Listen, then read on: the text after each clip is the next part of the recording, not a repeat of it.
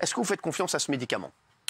Oui, je crois que c'est une avancée thérapeutique intéressante. Alors, à nouveau, elle ne remplace pas le vaccin. C'est ça, d'accord. C'est quelque chose de complémentaire pour permettre à ceux vaccinés, immunodéprimés ou fragiles, d'éviter d'évoluer vers une forme grave de la maladie, ou à ceux qui ont décidé, malgré toutes les recommandations de ne pas se faire vacciner, d'avoir une thérapeutique efficace pour éviter, évidemment, de se retrouver en réanimation. C'est quand même c'est une nouvelle incroyable. Très bel espoir. Tout à fait, surtout que c'est un traitement qui sera par voie orale, donc en comprimé, donc que l'on va pouvoir acheter en pharmacie, sur ordonnance évidemment, et qui a finalement très probablement peu d'effets secondaires, donc bien toléré. C'est incroyable. Qu'est-ce que le Pavloxide en fait? C'est quoi? Alors c'est un antiviral. En fait c'est une combinaison de 2 antiviraux.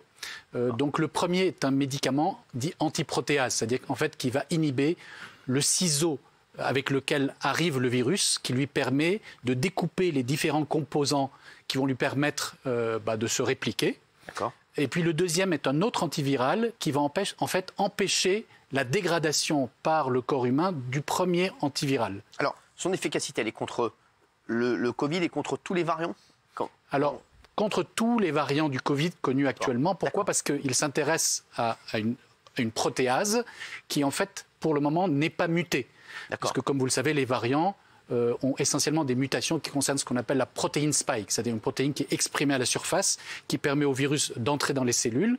Là, c'est une protéase, c'est une protéine qui est à l'intérieur du virus, pour le moment qui ne fait pas encore l'objet de mutations dans les variants connus.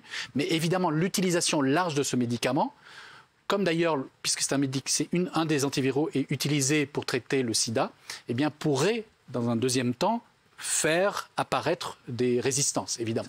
Alors ça, il faut le prendre tout de suite, en fait, dès qu'on a un test positif, on peut prendre tout de suite du Paxlovid. Alors, on doit le prendre dans les 3 jours, idéalement après le début des symptômes, et donc après avoir fait un test pour être sûr qu'il s'agit bien de la Covid, au maximum dans les 5 jours. À nouveau, il ne s'adresse qu'aux personnes qui ont un risque de faire une forme grave de la maladie, c'est-à-dire un risque d'être hospitalisé, ou d'aller en réanimation, ou de décéder.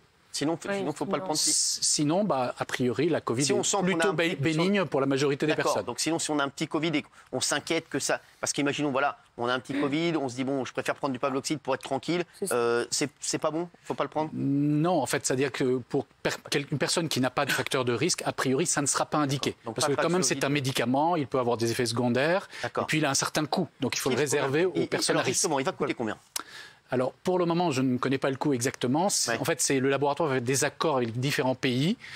En fonction du PIB de chaque pays, il va déterminer un prix. C'est ça, parce que Pfizer a quand même annoncé une tarification, je vous le dis, échelonnée, basée sur le niveau de revenu de chaque pays, afin de garantir un accès équitable à tous et à un prix abordable. C'est-à-dire qu'il sera moins cher dans certains pays plutôt que dans d'autres.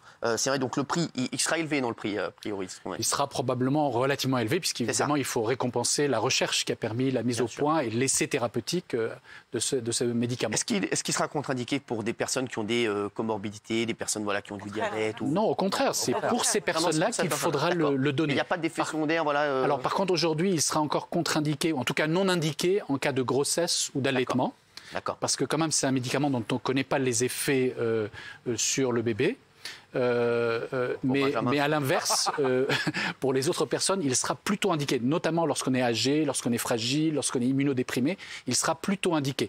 Alors, il a des effets secondaires, notamment il peut avoir des interactions avec d'autres médicaments. D'accord. Donc il faut être prudent. C'est ça, il faut faire attention, c'est pas un médicament comme ça anodin qu'on peut prendre. Non, voilà, donc il ne faut surtout pas imaginer que c'est une sorte de paracétamol qu'on va prendre lorsqu'on se sent un peu fébrile en se disant c'est peut-être la Covid, comme des je vais prendre ça. C'est-à-dire qu'on se dit pendant une période donnée, c'est-à-dire que ou bien. Alors c'est un traitement de 5 jours. D'accord. On va prendre 3 comprimés le matin, 3 comprimés le soir pendant 5 jours. Donc c'est une boîte de 30 comprimés. Donc il y a 2 comprimés qui correspondent au premier antiviral et un comprimé qui est au second antiviral.